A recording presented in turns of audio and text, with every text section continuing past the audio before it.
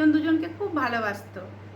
পীযূষ ছিল টোটো চালক, আর প্রিয়ার বাবার অবস্থা খুব ভালো ছিল, কারণ তাদের একটি মাত্র মেয়ে ছিল, বাবার অবস্থা ভালো ছিল, তাই তারা চেয়েছিল মেয়েকে মানুষের মতো মানুষ করে ভালো ঘরে বিয়ে দেবার।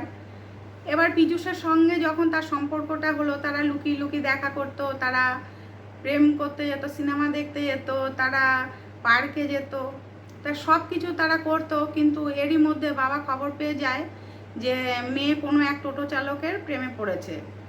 তা পীযূষদের অবস্থা খুব একটা ভালো ছিল না, কারণ পীযূষের বাবা প্রাইভেট একটি কোম্পানিতে চাকরি করতো, আর পীযূষ অনেক পড়াশোনা করেছে, কিন্তু অনেক চাকরির ইন্টারভিউ দিয়েও চাকরি পায়নি। সংসার তো চালাতে হবে, তাই পীযূষ কী করলো, ঠিক করলো টোটো চালাবে। বাবা রাজি ছিল না যে সে টোটো চালাক, কারণ জানে টোটো চালাক, শিক্ষিত ছেলে টোটো চালাক, এটা বাবা কিছুতেই রাজি ছিল না। তুই পড়াশোনা শিখেছিস, তুই টোটো চালাবি না, টোটো চালানো রিক্সা চালানো তো সে তো একই ব্যাপার। ছেলে বললো, দেখো বাবা, সৎ পথে যদি রোজগার করি তাহলে কোনো কাজই ছোট নয়, তাই আমি টোটোই চালাবো। আর বাবা বলেছিল, কেন তুই টিউশনি কর না, টিউশনি করলেও তো তোর রোজগার হবে। বলছে, বাবা টিউশনি করলে সংসার চলবে না, আর এখন মাস্টারের অভাব নেই, এখন প্রত্যেকটা ছেলে বেকার বসে আছে, সবাই টিউশনি করে, সবাই তার টোটো চালাতে পারে না আমার মতো, তাই আমি যখন টোটো চালানো শিখেছি তাহলে আমি টোটোই চালাবো। তখন বাবার কথাকে না রেখে ছেলে সংসার চালানোর জন্য টোটো চালানো শুরু করেছে। এই টোটো চালাতে চালাতেই ওই প্রিয়ার সঙ্গে তার আলাপ হয় এবং প্রেম হয়। তাদের ভালোবাসা ভালোই চলছিল। একদিনকে বাবা যখন জানতে পারলো প্রিয়ার বাবা, তখন প্রিয়াকে বলল, আমি তোমার জন্য ভালো সম্বন্ধ এনেছি, তা তোমাকে দেখতে আসবে, সেখানে কিন্তু তোমাকে বসতে হবে। প্রিয়া বাবার মুখের ওপর কোনো কথা বলতে পারে না, তাই বাবাকে কিছু বলল না, সম্বন্ধটা ঠিক হয়ে গেল। বাবাও তাকে বুঝতে দেয়নি যে তার প্রেমের ঘটনাটা সে জানতে পেরেছে বাবা। তা প্রিয়াকে না বলেই বাবা সম্বন্ধটা ঠিকঠাক করে ফেলেছে, বিয়ে ঠিক হয়ে গেছে। তখন প্রিয়া পীযূষকে ফোন করলো যে, জানো বাবা আমার জন্য সম্বন্ধ এনেছে এবং আমার বিয়ে ঠিক করে ফেলেছে, তুমি এখন কি করবে বলো, আমি এখন কি করব তুমি সেটা আমাকে বলে দাও।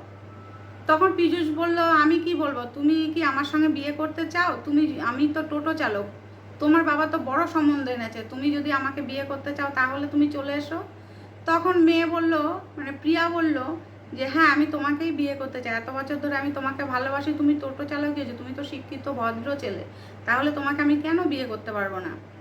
কিন্তু যেদিনকে পালাবে ঠিক করলো, তারা এক রাতে ঠিক করেছিল পালাবে, তার আগের দিন রাতে মা জেনে গেছিল যে মেয়ে তার মানে এরকম প্ল্যান প্রোগ্রাম করছে। মা তো অন্তর্যামী হয় মা, তা মা জেনে গেছিল যে মেয়ে কি করতে চাইছে। তখন মেয়েকে বলেছিল, দেখ মনা, তুই কিন্তু এসবের মধ্যে যাস না, ও টোটো চালক, ওদের অভাব, দেখবি ভালোবাসা যখন অভাবে পরিণত হবে না, তখন কিন্তু ভালোবাসা থাকবে না, ভালোবাসা জানলা দিয়ে চলে যাবে। তোর বাবা একটা বড় লোক ঘরে ভালো ছেলের সঙ্গে তোর সম্বন্ধ এনেছে, সেখানে ওরা তোকে পছন্দ করেছে, তোর বিয়েও ঠিক হয়ে গেছে, আজকে যদি তুই পালিয়ে যাস তাহলে কিন্তু তোর বাবার অসম্মান হবে, আমার অসম্মান হবে, আমাদের বংশের অসম্মান হবে। তুই কি চাস খারাপ থাকতে? এই ভালোবাসা কিন্তু বেশি দিনের নয়, ভালোবাসা যদি পয়সা না থাকে ভালোবাসা থাকে না। তাই বলবো, যেটা করবি বুঝে শুনে করবি, যে কাজটা করবি, নিজের জীবনটা কিভাবে চালাবি সেটা তোর ব্যাপার। তখন মেয়েটি ভেবে দেখলো, সত্যি তো ওর তো অভাব, আমি যদি ওই বাড়িতে বিয়ে করে যাই জীবনে তো কোনো আনন্দ, কোনো শখ আহ্লাদ কিছুই পূরণ করতে পারবো না। তখন সে কিছুতেই মানে আর রাত্রিবেলা যখন ওর সঙ্গে পালিয়ে যাওয়ার কথা ছিল গেল না। তখন পীযূষ তাকে ফোন করলো, কী গো তুমি আসবে বললে আসলে না?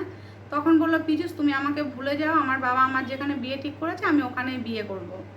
তাই মেয়েটি কতটা স্বার্থপর, ছেলেটি তো অন্তর থেকে তাকে ভালোবেসেছিল, সে নিজের স্বার্থের জন্য বাবার কথায় ওই বিয়েতে এক কথায় রাজি হয়ে গেল, এবং ছেলেটা কিছু ত্যাগ করতে তার 1 মিনিটও সময় লাগলো না। এত বছরের ভালোবাসা, এত ভালোবাসা, এত ঘোরাফেরা, এত স্মৃতি নিয়ে ছেলেটি তখন বলেছিল, তুমি শুধু পয়সাটা দেখলে, আমার ভালোবাসাটা দেখলে না, আমি যে তোমাকে এতদিন ধরে ভালোবাসলাম সেই ভালোবাসার কোনো দাম দিলে না। তাই আজকে থেকে তুমি যে পথে যাচ্ছ, যেরকমভাবে থাকতে চাইছো তুমি সেরকমভাবেই থাকো, আমি চাইবো তুমি খুব সুখী হও, আর আমিও চাইবো তোমাকে ভুলে গিয়ে অন্য একটা মেয়েকে নিশ্চয়ই বিয়ে করে সুখী হবার।